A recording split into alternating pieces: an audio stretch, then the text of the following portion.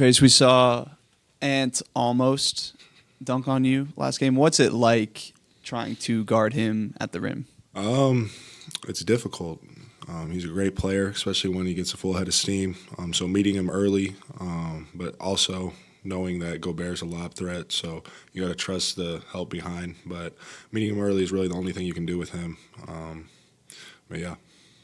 How are you guys feeling about the game tonight? I'm feeling great. It's going to be rocking. Got to come out with a lot of energy, play with force and pace, and just go out there and hoop. Going back to Anthony Edwards, he had 28 shots last game. When you're watching the film, is there a way that you guys can limit his shot attempts, or is it just a matter of he's going to get his shots up? He's going to get his, especially when you shoot 28 shots, but just making it difficult for him. Can't let him find a rhythm, getting open threes and stuff of that nature, getting easy looks at the rim. And so stuff of that nature, we just got to make sure that we're on him at all times, making every shot difficult. What are the keys on the glass against a team like Minnesota, as big as they are? Just hitting, boxing out. They shot a lot of threes, and there was a lot of long rebounds, and I feel like we were just rushing in, and usually we come from the nail and then kind of look to see where the ball's at, but we were just running in, and then they were getting long rebounds, and so I felt like we did a good job hitting, but that part of it we just need to key in on.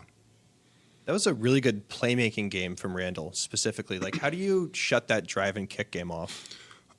Just when he drives, we know he likes that spin, and I think sometimes we get a little antsy and want to come help, and we got to live with that fadeaway that he takes and just push out to guys. And he played well yesterday. When we got to take those things away. When you were out of the rotation, what were your conversations like with Steve that ultimately led to now you capitalizing on the opportunity in front of you now? Yeah, me and Coach had a few conversations. He was telling me I did a great job. It was nothing about how I played or what I was doing. It was just what was working at the time. And so he always telling me to stay ready because you never know. And then he called my name in game 2, and I played well, and now we're here. And so I just got to keep playing hard and playing for my teammates. Similarly, just what's impressed you about the way that Jonathan has kind of handled himself in the same manner? Yeah, JK, especially being so young, him just being so mature about everything, just his mannerism, how he is, still just a great teammate, a great friend, and I salute him because he deserves everything that's happening right now. Both you and JK have talked about the importance of staying ready.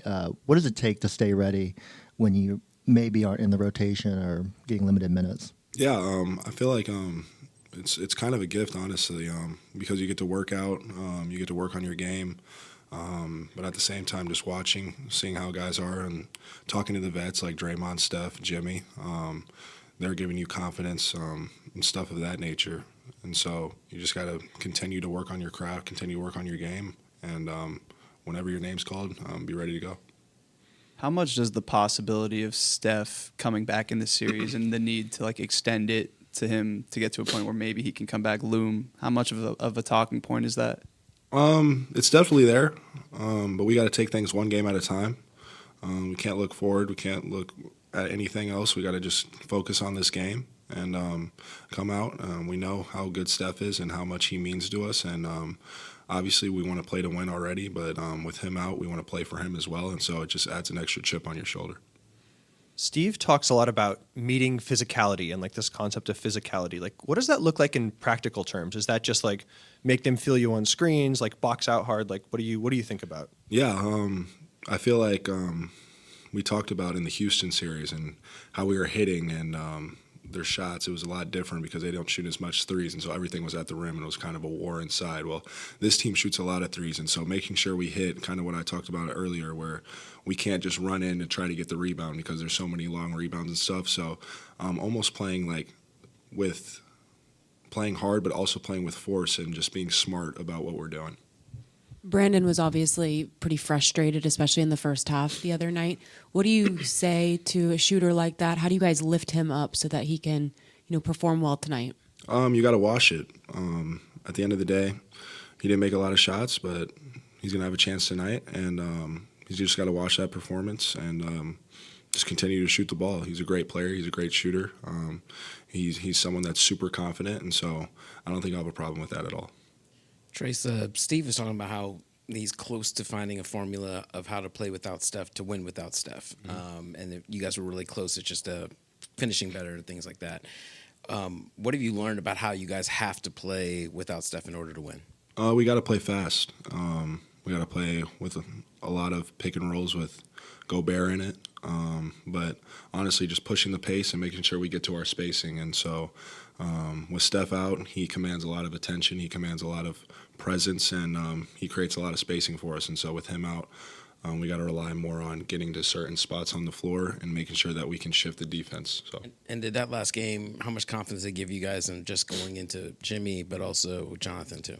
Yeah, we all know what Jimmy can do. But JK just coming in and asserting himself.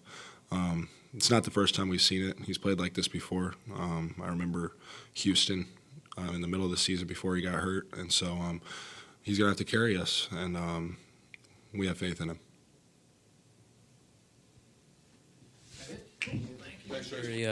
Steve had said that he was looking for a formula of how to win without Who?